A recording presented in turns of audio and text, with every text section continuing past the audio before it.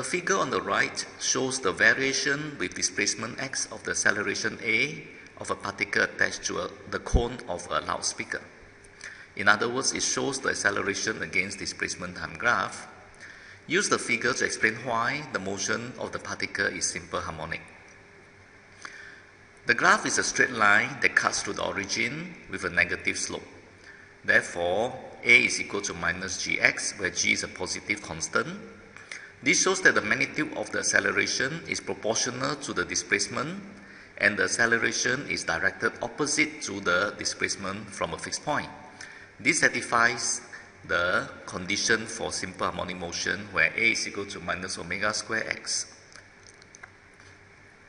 Show that the frequency of oscillation of particle p is 460 Hz. Now a is equal to minus omega square x equal to minus 2 pi f square times x. So frequency will be given by this expression.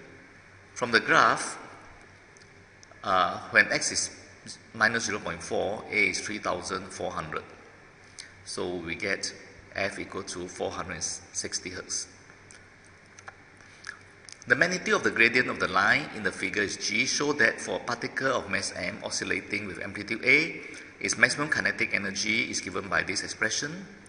For simple harmonic motion, a is equal to minus omega square x, so omega square equal to g, so v naught equal to omega a, so the maximum kinetic energy will be half mv square equal to half m omega square a square, and omega square is g, so we get half mg a square.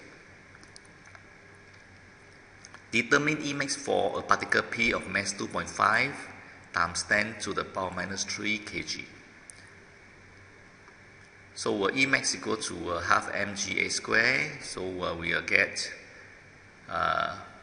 Emax of 1.67 times 10 to the power minus 3 joules when the mass is 2.5 grams.